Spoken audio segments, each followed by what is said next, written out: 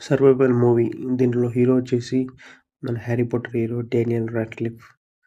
Movie విషయానికొస్తే 1981లో 21 ఏళ్ల జోసీ Ginsburg సాహసాల కలలతో దక్షిణ అమెరికాకు ప్రయాణించాడు.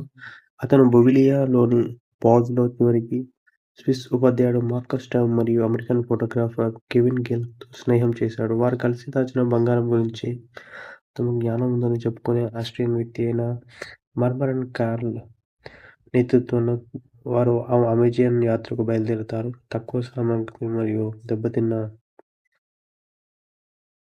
పట్టణాలతో చాలా రోజులు ప్రయాణించిన తర్వాత నలుగురు వ్యక్తులు విడిపోయారు.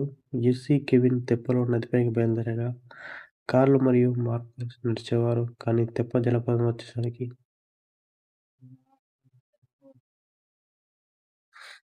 ఆ అమెజాన్ అడవిలో విహారయాత్రకు వెళ్ళిన మన హీరో చివరికి దొరుకుతాడా అనేది మూవీ ఒక స్టోరీ. ఈ మూవీ అయితే చాలా బాగుంది ఫ్రెండ్స్. 1.5 40 మినిట్స్‌లో ఉన్న మూవీ అయితే నాకైతే సూపర్‌గా అనిపించింది ఈ మూవీ. ముఖ్యంగా ఈ అమెజాన్ రైన్ ఫారెస్ట్‌లో తీసిన సీన్స్ అయితే అసలు చాలా బాగున్నాయి. సర్వైవల్ మూవీస్ ఇష్టపడే వాళ్ళకైతే మూవీ సజెస్టెడ్ ఫ్రెండ్స్. మూవీ అయితే చాలా బాగుంటుంది. ముఖ్యంగా డానియల్ రాడ్‌క్లిఫ్ తన యాక్టింగ్‌తో ఈ మూవీ అయితే సూపర్ అని చెప్పాలి. ఇటువంటి రేర్‌గా వస్తాయి మనకు సర్వైవల్ అడ్వెంచర్స్ మూవీస్, అందులో ఇది ఒకటి.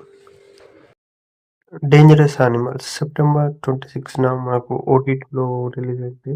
ఈ మూవీ మీకు అమెజాన్ ప్రైమ్‌లో కూడా అవైలబుల్‌గా ఉంటుంది. 'డేంజరస్ యానిమల్స్' సినిమా అనేది సముద్రంలోని షార్క్ చేపలకు అమ్మాయిలను ఆహారంగా వేసే సైకో క్రిమినల్ చుట్టూ సాగుతుంది. ఈ మూవీ మన తెలుగు డబ్బింగ్ కూడా అవైలబుల్‌గా ఉంది. మూవీ అయితే జస్ట్ 1.5 30 మినిట్స్ ఉంటుంది. మనకు డిఫరెంట్ ఎక్స్‌పీరియన్స్ అయితే ఉంటుంది. మూవీ అయితే కొంచెం స్టార్టింగ్‌లో కొంచెం స్లో ఉన్నా గానీ తర్వాత మనకు థ్రిల్లింగ్ ఎలిమెంట్‌తో ముగుస్తుంది మూవీ. స్టోరీ విషయానికొస్తే సముద్ర అందాలు చూసేందుకు వెళ్ళే టూరిస్టులను చేపలకు ఆహారంగా వేసే ఒక సైకో క్రిమినల్ చుట్టూ 'డేంజరస్ యానిమల్స్' మూవీ అనేది సాగుతుంది. సముద్రంలో టూరిస్ట్ గైడ్‌గా పనిచేసే సైకో అక్కడక్కడ షార్క్ చేపల జోన్‌లో అమ్మాయిలను పడేయడం, కిందకి వేలాడదీసి ఎరగా ఉంచడం వంటివి చేస్తాడు.